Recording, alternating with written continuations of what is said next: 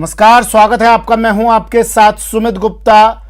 आप देख रहे हैं महारू राजस्थान। बुलेटिन की शुरुआत में बड़ी खबर है, बाना से खबर है, जहां कांग्रेसी नेताओं की गुंडागर्दी एक बार फिर दिखाई दी। शिक्षा के मंदिर में मर्यादा तार तार कर दी इन कांग्रेसी नेताओं ने। व्याख्याताओं के साथ बदसलूकी की। खादी का जोश इस कदर हावी था इन कांग्रेसी नेताओं पर कि ये कॉलेज में घुसे और व्याख्याताओं को गाली गलौच दी। व्याख्याताओं से जमकर गाली गलौच की गई। गाली गलौच का वीडियो अभी वायरल हो रहा है। ये घटना एक हफ्ते पुरानी बताई जा रही है। छात्र के एडमिट कार्ड को लेकर यह विवाद हुआ था। राजकीय महाविद्यालय बारा में कांग्रेस नेता शरद शर्मा द्वारा महाविद्यालय के प्राचार्य और व्याख्याताओं से गाली गलौज का वीडियो वायरल हो रहा है। ये वीडियो पिछले सप्ताह का बताया जा रहा है। किसी छात्र के एडमिट कार्ड को लेकर कांग्रेस नेता शरद शर्मा और एनएसयूआई का जिलाध्यक्ष हिमांशु धाकड़ प्राचार्य के कमरे में व्याख्याताओं से उलझता नजर आ रहा है और महाविद्यालय के प्राचार्य और व्याख्याताओं के सामने ही उन्हें ये दोनों गालियां देने लगे, रुआब दिखाने लगे, अपनी पार्टी का धौंस दिखाने लगे, अपनी खादी का, और उलझ पड़े व्याख्याताओं से। किसी छात्र के एडमिट कार्ड को लेकर अपना रौब दिखाने के लिए उस छात्र के साथ ये दोनों पहुंचे और शिक्षा के मंदिर में जाकर टीचर्स के साथ, शिक्षकों के साथ, व्याख्याताओं के साथ, व्याख्याता जहां तक ये लोग कभी सोच भी नहीं सकते उस पद तक पहुंचने पर, ये लोग गुंडागर्दी व्याख्याताओं के साथ करते हुए नजर आए। और ये पूरा वीडियो वहां मौजूद किसी व्यक्ति ने अपने कैमरे में कैद किया। अभी वीडियो वायरल हो रहा है। विपिन, मेरे सहयोगी विपिन तिवारी बाना से फोन लाइन पर जुड़ गए हैं। विपिन, पूरा मामला क्या है? कौन थे ये गुंडे, गुंडागर्दी ये लोग जो कर रहे थे, कौन थे?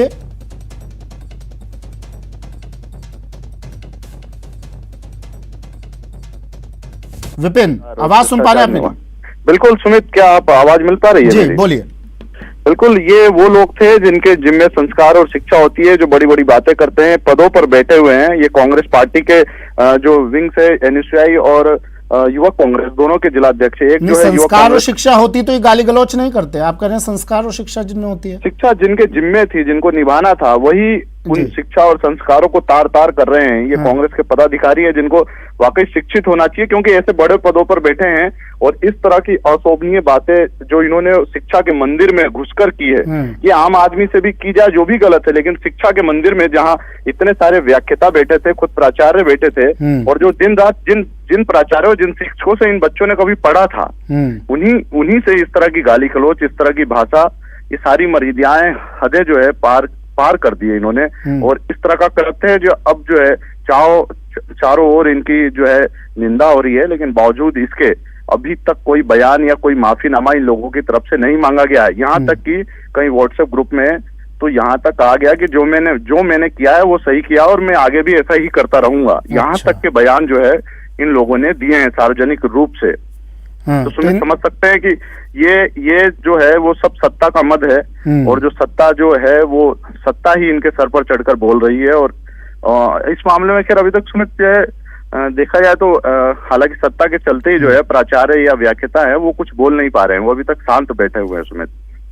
हाँ ठीक है विपिन, बने रहिएगा हमारे साथ। एक बार जरा इन महानुभावों के श्रीमुख से जो वाणी निकली है इस कॉलेज में जाकर, वो एक बार सुना देते हैं, फिर आपके पास में लौट रहा हूँ विपिन।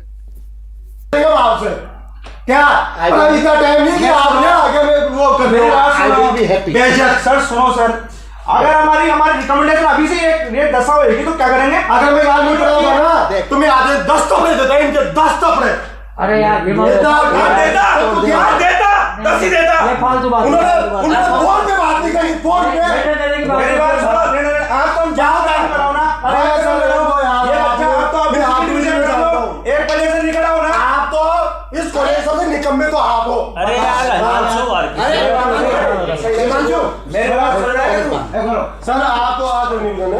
अरे सही हिमांशु ओ सुगुरुजी, मेरी बात सुनो। मेरी बात सुनो। अभी आप इतना गुस्सा है, ये बाजार में जाके मोबाइल लेके हमें गुस्सा नहीं आएगा क्या? बात ऑफिस की है यहाँ पर। अच्छा यहाँ तो ऑफिस की है, वहाँ तो मार्केट जो सशक्त बोले और हमारे बाजार में चक्कर है, वो उसका क्या होगा? तो बाजार से हमको क्या लेना? विपिन, ये लोग जिस व्यक्ति को गाली गलौज जिसके साथ कर रहे हैं वो पढ़ा लिखा शख्स था, व्याख्याता था, प्राचार्य था, उनकी मर्यादा उनके आड़े आ रही थी, इसलिए शायद उन्होंने कुछ नहीं कहा। लेकिन क्या कॉलेज में कोई गार्ड नहीं था, कोई ऐसा व्यक्ति नहीं था जो इन अनपढ़ गंवार जाहिल लोगों का गिरबान पकड़ के इन्हें बाहर का रास्ता दिखा सकता? बिल्कुल, ये जो वक्त था, ये शाम का वक्त था। ऐसे में जो है स्टूडेंट, अधिकांश जो स्टूडेंट होते हैं वो कॉलेज से निकल जाते हैं और ये किसी छात्र के एडमिट कार्ड को लेकर आए थे। उसमें एडमिट कार्ड में खामियां थे, इस कारण उसका एडमिट कार्ड ये कॉलेज के। हिम्मत कैसे हुई इनकी? पार्टी ने कोई एक्शन लिया इन पर? बिल्कुल, पार्टी ने कोई एक्शन नहीं लिया है, क्योंकि जो सत्ता का केंद्र यहाँ चलता है और उन्हीं जो सर्वे सर्वा जो नेता हैं यहाँ के, खान मंत्री प्रमोद जन भाया, उन्हीं के ये खासम खास है और पार्टी कहीं ना कहीं उन नेताजी के इर्द गिर्द घूमती है। ऐसे में खासम खास तो आम बन जाते हैं ना विपिन। आपने प्रमोद जन भाया के अगर ये खास है, जिम्मेदार जो भी हैं, जिस भी पार्टी से लोग जुड़े हुए हैं, आपने बात की उन जिम्मेदारों से, वीडियो दिखाया, उनकी आंखों के सामने रखा वीडियो? बिल्कुल, बात करने की कोशिश की है, लेकिन जो मैं बता रहा हूँ कि इन लोगों ने जो है साहब का कैमरे पे बोलने से इनकार करके साहब कहा कि जो है हम आगे भी हमने जो किया है। ठीक है, शुक्रिया विपिन तमाम जानकारी के लिए। गाली गलौज का वीडियो वायरल हो रहा है। कांग्रेसी नेता थे, कांग्रेस पार्टी से जुड़े हुए ये लोग थे और गुंडे थे, गुंडागर्दी कर रहे थे। यहाँ कॉलेज में पहुंचकर लेक्चर को गाली बकी इन्होंने और उसके बाद बड़े आराम से निकल गए। और अब ये कह रहे हैं कि हम तो ऐसे ही हैं भैया और ऐसा ही करते रहेंगे भैया। बढ़ते हैं अगली खबर की ओर। उदयपुर के गोगुंदा में आगजनी हुई। बदमाशों ने एक बाइक को आग के हवाले कर दिया। घर के बाहर ये बाइक खड़ी थी और इसके बाद ये देखिए, इस घटना के तुरंत बाद की तस्वीरें, धू धू कर पूरी बाइक जलकर राख। पुलिस ने मामला दर्ज कर लिया है और जांच में जुट गई है। उदयपुर के गोगुंदा थाना क्षेत्र में बीती रात मेघवाल कॉलोनी में बदमाशों ने घर के बाहर खड़ी एक बाइक को आग के हवाले कर दिया। इस घटना से क्षेत्र में अफरा तफरी मच गई। वारदात के बाद बदमाश मौके से फरार हो गए। बाइक में आग लगने की भनक लगते ही ग्रामीणों ने बड़ी मशक्कत कर आग पर काबू पाया। हालांकि बाइक जलकर पूरी तरह से राख हो गई थी। वहीं बाइक मालिक रोशन लाल मेघवाल की रिपोर्ट पर मामला दर्ज कर बदमाशों की तलाश में अब पुलिस जुट गई है। खबर बस्सी से है। बस्सी में एक ओवरलोड ट्रक पलट गया। हाईवे पर चारे से भरा हुआ ये ट्रक पलट गया। हालांकि राहत की बात यह है, खबर यह है कि हादसे में कोई हताहत नहीं हुआ है। हादसे के बाद आगरा रोड पर लंबा जाम लग गया। क्रेन की मदद से इस ट्रक को हटवाया गया। कानोता थाना इलाके के मानगढ़ खोखावाला गांव की ये घटना है।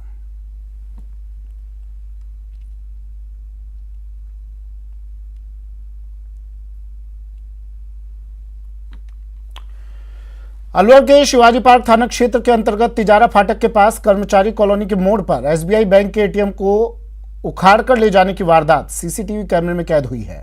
जहां नकाबपोश बदमाश बैंक के एटीएम में लगे सीसीटीवी कैमरे को तोड़ता हुआ दिखाई दे रहा है। नकाबपोश बदमाशों के द्वारा इस वारदात को अंजाम दिया गया है। सीसीटीवी फुटेज में पिकअप गाड़ी खड़ी हुई दिखाई दे रही है और 5 से 7 नकाबपोश बदमाश घूमते हुए नजर आ रहे हैं। बदमाश एटीएम को रस्सी से बांधकर पिकअप से उखाड़ रहे थे। पुलिस ने पिकअप गाड़ी को टेलको चौराहे की तरफ जाते हुए देखा है, जिसके आधार पर पुलिस अब जांच में जुट गई है।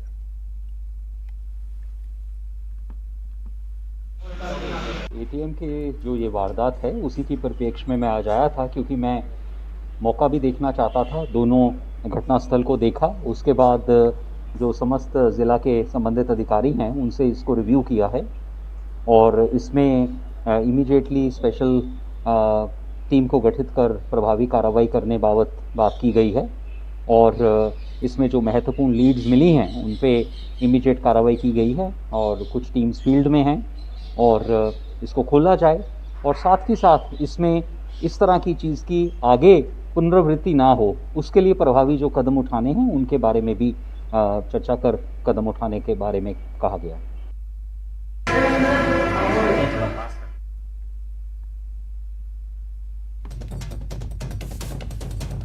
राजेंद्र मेरे सहयोगी हमारे साथ फोनलाइन पर जुड़ गया अलवर से। राजेंद्र, एक नहीं दो नहीं लगातार इस तरह की घटनाएं, इस तरह की वारदातें हो रही हैं। पुलिस नाकेबंदी भी करवाती है, उसका भी कोई फ़ायदा नहीं है। पुलिस गश्त क्या करती है? रात को पुलिस गश्त भी होती है।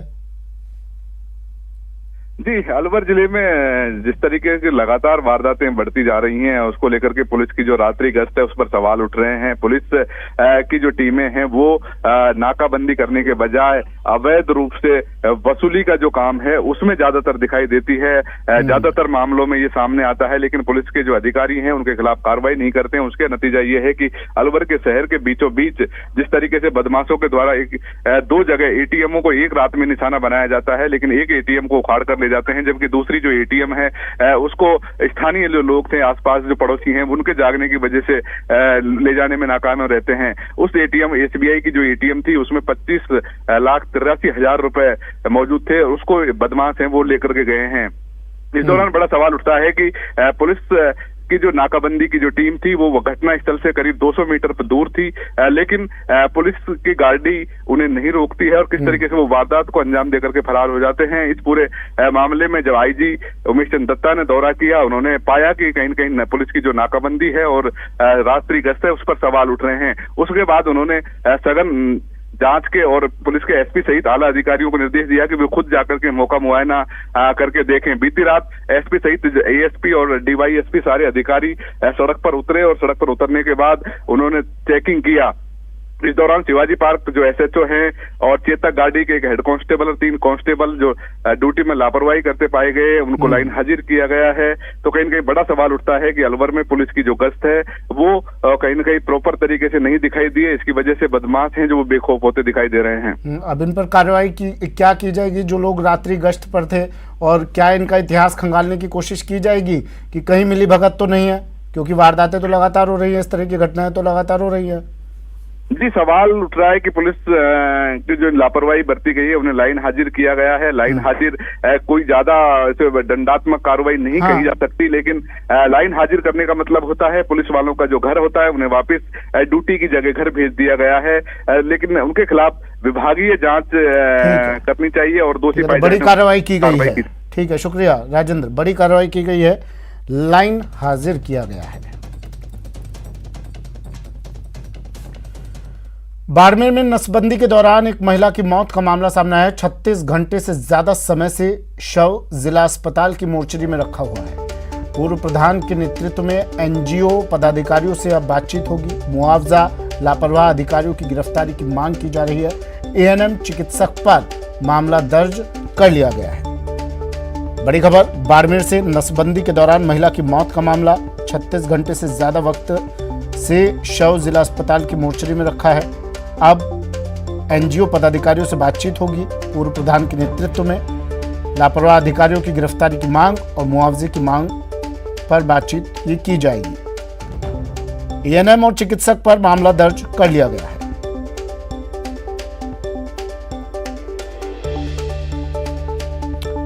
बड़ी खबर है बाड़मेर से। बाड़मेर से सहयोगी प्रेमदान देथा मेरे सहयोगी फोन लाइन पर जुड़ गए हैं। मामला क्या है प्रेमदान? क्या लापरवाही इनकी ये साफ हो गया है कि लापरवाही थी इन लोगों की?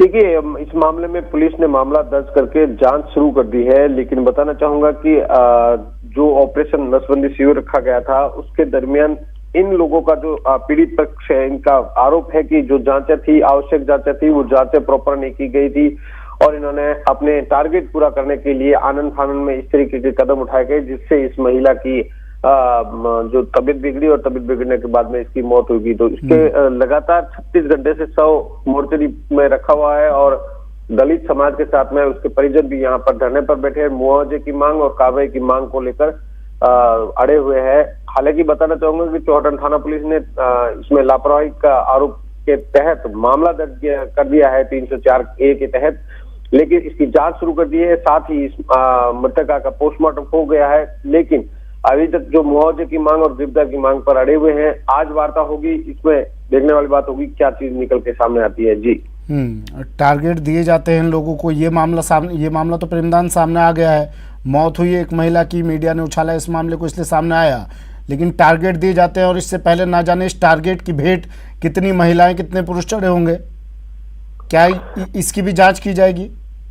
देखिए, सबसे बड़ी बात यह है कि एक एनजीओ के माध्यम से ये शिविर रखा गया था, तो अब कई मामलों को लेकर इस मामले की जांच की जाएगी। क्या वास्तव में जो इन लोगों ने जो आरोप लगाया है पीड़ित पक्ष के द्वारा कि जो आवश्यक जांचें होती है, क्योंकि किसी भी ऑपरेशन के लिए आवश्यक जांचें होती है कि उसका ब्लड प्रेशर प्रॉपर है नहीं है, उसकी ब्लड प्रॉपर है, इन सब चीजों की चिकित्सक की जो जांचें होती है वो जांचें प्रॉपर की गई थी नहीं की गई थी, इन चीजों की जांच होने के बाद में। ठीक है, शुक्रिया प्रेमदान तमाम जानकारी के लिए। एक और बड़ी खबर आ रही है जयपुर से। जयपुर में तेज रफ्तार कार का कहर, कार ने बाइक को टक्कर मारी। बाइक सवार 2 भाइयों की मौके पर ही मौत। संदीप सोनी और फुफेरे भाई अमीश सुनार ने दम तोड़ दिया, मौत हो गई इन दोनों की। बीती रात करीब 11 बजे यह हादसा हुआ वैशाली नगर में आम्रपाली रोड की ये घटना। बड़ी खबर जयपुर में सड़क हादसा, कार ने बाइक को मारी टक्कर। हादसे में बाइक सवार 2 भाइयों की मौत। देर रात करीब 11 बजे यह हादसा हुआ वैशाली नगर में आम्रपाली रोड की यह घटना।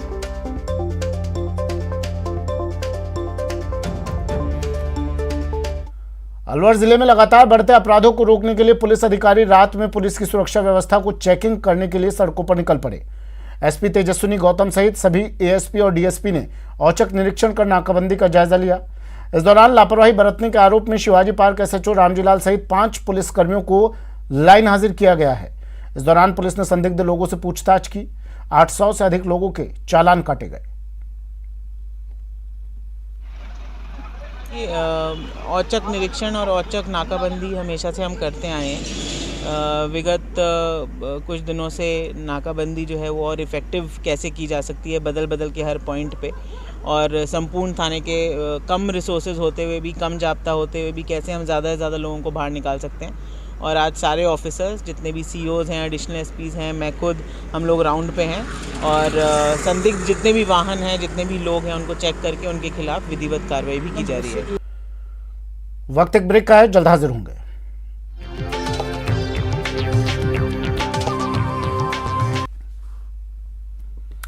ब्रेक के बाद स्वागत है आपका। सीधा लिए चलते हैं आपको विधानसभा की कार्यवाही में। प्रताप सिंह खाचरियावास बोल रहे हैं। झूठ चलेगा, बीजेपी का ज्यादा दिन नहीं चलेगा। और जहां तक कांग्रेस के नेतृत्व का सवाल है, गांधी खानदान का अपना एक इतिहास है, अपना एक सम्मान है, और उनका जो सेक्रीफाइस है और जो जिस ढंग से राहुल गांधी खुलकर, चाहे वो राफेल का भ्रष्टाचार हो, चाहे नीरव मोदी, मेहुल चोकसी, विजय माल्या जब भागे हो, चाहे पेगासस का मामला, हर भ्रष्टाचार के मुद्दे पर इस देश में बीजेपी और मोदी सरकार के खिलाफ खुलकर यदि सबसे ज़्यादा कोई बोलता है तो राहुल गांधी बोलते हैं। ऐसे में लीडरशिप की जहाँ बात आती है तो सोनिया गांधी जी के नेतृत्व में हमने 10 साल तक इसी देश में, मनमोहन सिंह जी प्रधानमंत्री रहे, 2 चुनाव हमने जीते। अभी तक तो बीजेपी को तो 2 चुनाव जीतने बाकी हैं। 2024 में पता चलेगा। 2024 इतना आसान नहीं है जितना बीजेपी समझ रही है। मनमोहन सिंह जी की सरकार 2 बार बनी, सोनिया गांधी जी के नेतृत्व में चुनाव हुआ, तभी तो 2 बार सरकार बनी। तो हमने तो 2 बार कांग्रेस ने चुनौती के साथ चुनाव जीता है। इसलिए भारतीय जनता पार्टी जो खुश हो रही है, घमंड कर रही है, घमंड रावण का भी कभी नहीं चला। बहुत बड़े बड़े बोल रहे हैं, सब जगह बुलडोजर को अपना आइडियल बताया है। मतलब बीजेपी ये कह रहे हैं हम तो बुलडोजर लेकर हर राज्य में आएंगे और कुचल कर मार देंगे लोगों को, लोगों के अधिकारों को कुचल देंगे, बेरोजगारी महंगाई के मुद्दे को कुचल देंगे, मनमानी करेंगे। इस बजट में मोदी सरकार ने इस देश के गरीब को, पिछड़े को, किसान को, मीडियम क्लास को, किसी को कुछ नहीं दिया, महंगाई रोकने के लिए कुछ नहीं किया। इसके बाद भी जो रिजल्ट उनके पक्ष में आए यूपी, गोवा, उत्तराखंड में, उससे उनमें बड़ा जोश और उमंग है कि देखो ये मुद्दा ही नहीं है, बेरोजगारी महंगाई आज भी मुद्दा है, कल भी मुद्दा रहेगा। और आप देख लेना, बीजेपी का घमंडी बीजेपी के अंत का कारण बनेगा। और बीजेपी कुछ भी कर ले, राजस्थान में मैं आज आपसे कह रहा हूँ, राजस्थान की जनता खुद 3 बरस से देख रही है कि कांग्रेस पार्टी कोरोना संकट में भी, कोरोना के बाद भी, और इस बार जो हम बजट लेकर आए वो असली लोकतंत्र है, जिसमें जनता को महंगाई से मुक्ति कैसे मिले, महंगाई के बाद, बेरोजगारी के बाद, महंगाई और बेरोजगारी बढ़ रही है। केंद्र सरकार तो महंगाई बढ़ा रही है, बेरोजगारी बढ़ा रही है, और राजस्थान की सरकार महंगाई और बेरोजगारी से लड़कर राजस्थान की जनता को रिलीफ दे रही है। और आप देख लेना 2023 में जब चुनाव होंगे तब ये बीजेपी का घमंड टूटने की शुरुआत राजस्थान से होगी और राजस्थान में कांग्रेस सरकार बनाएगी।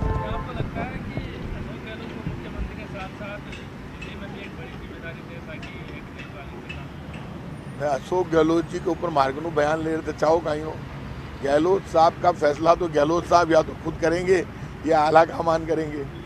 3री बार चीफ मिनिस्टर, बहुत सीनियर आदमी, तो मैं, गहलोत साहब हमारे लीडर हैं, उनके ऊपर मैं बयान इसलिए नहीं देना चाहता क्योंकि अभी तो क्या होगा क्या नहीं होगा ये फैसला CWC को, गहलोत साहब को और सीनियर लीडर्स को करना है कि राजस्थान में कैसे होगा क्या होगा। तो ये तो गहलोत साहब तय करें, हमें तय थोड़ा सा करना है।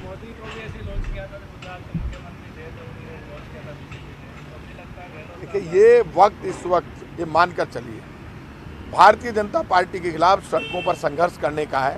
संघर्ष में हम पीछे नहीं रहेंगे। केंद्र सरकार का जब भी जुल्म और अन्याय होगा जनता के ऊपर और जनता के विरोध में जो फैसले कर रही है केंद्र सरकार, जो मनमानी कर रही है, ईडी, इनकम टैक्स, CBI का जो दुरुपयोग कर रही है, जांच एजेंसियों के जरिए भारतीय जनता पार्टी की केंद्र की सरकार महाराष्ट्र की सरकार पर, बंगाल में सब जगह लोगों को डराने का, दहशत पैदा करने का काम कर रही है। मोदी सरकार के जुल्म के खिलाफ ये संघर्ष करने का वक्त है। ये वक्त ये नहीं है कि लीडरशिप क्या होगी, कैसे होगी, कौन करेगा। लीडरशिप जो है वो बेस्ट है। सोनिया गांधी जी के नेतृत्व में देश काम कर रहा है, करता रहेगा। लेकिन सड़कों पर कांग्रेस का कार्यकर्ता विपरीत परिस्थितियों में लड़ता आया है, मरता आया है। आगे भी संघर्ष करेंगे, मोदी सरकार को झुकाकर जनता के मुद्दों पर काम करेंगे। सरकार ने पूरे प्रयास किए। हम भी लोग अपने अपने जो प्रभारी मंत्री अपने अपने जिलों में गए हैं और इस इन्वेस्टमेंट के ऊपर हमने चर्चा करी है और बढ़ के लोग राजस्थान के तरफ देख रहे हैं और आप भी रहे हैं। और उसके ऊपर एक महत्वपूर्ण जो है बजट, ये उद्योग और देवस्थान के ऊपर आज चर्चा होगी। पूरे दिन सदन चलेगा और उससे पहले क्वेश्चन ओवर रहेंगे 11 से 12 बजे तक। देखिए, राजस्थान के लोकप्रिय मुख्यमंत्री अशोक गहलोत जी ने CWC मीटिंग के पहले भी इस बात को कह दिया और उसके बाद में भी उन्होंने इस बात को पुनः दोहराया है कि राहुल गांधी जी राष्ट्रीय अध्यक्ष बने।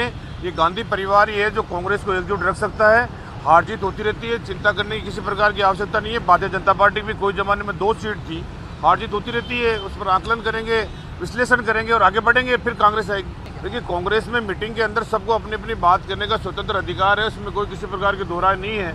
लेकिन फैसला जो आखिरी के अंदर होता है वो सीनियर मेंबर्स के आधार पर, सीनियर लोगों के आधार पर होता है।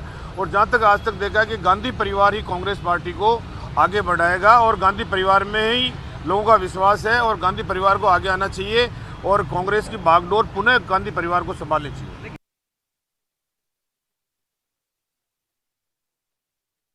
दिनेश मेरे सहयोगी हमारे साथ फोन लाइन पर जुड़े हुए हैं। क्या कुछ रहने वाला है आज जान लेते हैं। दिनेश, आज विधानसभा की कार्यवाही क्या कुछ रहने वाला है? बिल्कुल सुनिए, देखिए अभी 11 बजे से कार्यवाही शुरू होगी और आज प्रश्नकाल में की अगर बात करें तो कृषि विभाग से जुड़े हुए सवाल हैं, जलदाय विभाग से जुड़े हुए सवाल हैं और भी कई विभागों से जुड़े हुए सवाल हैं। उसके बाद शून्यकाल में कई महत्वपूर्ण मुद्दे उठेंगे। इसके साथ ही आज 2 ध्यानाकर्षण प्रस्ताव जो है वो सदन में आएंगे। एक जो ध्यानाकर्षण प्रस्ताव है वो विधायक कालीचरण सराफ का है, जिसमें जो बिल्डिंग्स हैं, हाई राइज बिल्डिंग, उनमें पानी के कनेक्शन नहीं दिए जाने से संबंध में जो स्थितियां बनी है उसे लेकर वो जलदाय मंत्री का ध्यान आकर्षण करेंगे। इसके साथ ही एक जो ध्यान आकर्षण प्रस्ताव है वो विधायक ज्ञानचंद पारख ने लगाया है, वो वित्त मंत्री का ध्यान आकर्षण करेंगे। इसमें प्रदेश में पंजीयन का कार्य जल्दी हो, शीघ्र हो, भ्रष्टाचार मुक्त हो, इसके लिए ऑनलाइन आवेदन की प्रक्रिया शुरू किया जाए, इस संबंध में वो ध्यान आकर्षण करेंगे वित्त मंत्री का। इसके साथ ही आज अनुदान मांगों पर चर्चा जारी रहेगी सदन में। आज भी खासतौर से आज उद्योग और देवस्थान विभाग के अनुदान मांगों पर चर्चा होगी, जिन्हें चर्चा के बाद और मतदान के बाद ये अनुदान मांगे पारित की जाएंगी। मंत्री शकुंतला रावत की ओर से सदन में जवाब होगा, जो भी चर्चा होगी उस पर, उसमें कुछ घोषणाएं भी जो है वो की जा सकती है शकुंतला रावत द्वारा। इसके साथ ही शुक्रिया दिनेश तमाम जानकारी के लिए। लोकसभा आज से बजट सत्र का दूसरा चरण शुरू हो रहा है। कई मुद्दों पर केंद्र को विपक्ष घेरने की कोशिश करेगा। संसद के बजट सत्र का दूसरा चरण आज से।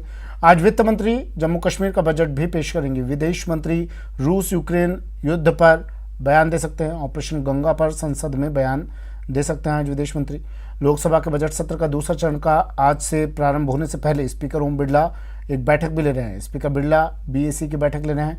बैठक में सभी दलों के नेता मौजूद हैं। कांग्रेस से के सुरेश बैठक में मौजूद हैं। तृणमूल कांग्रेस के सुदीप बंदोपाध्याय भी उपस्थित हैं। TRS के नामा नागेश्वर राव भी उपस्थित। YSR कांग्रेस का अविनाश रेड्डी भी बैठक में उपस्थित। संसदीय कार्य राज्य मंत्री अर्जुन राम मेघवाल भी उपस्थित हैं। अन्य दलों के नेता भी इस बैठक में उपस्थित हैं। बैठक में सदन में लिए जाने वाले विषयों पर चर्चा होगी।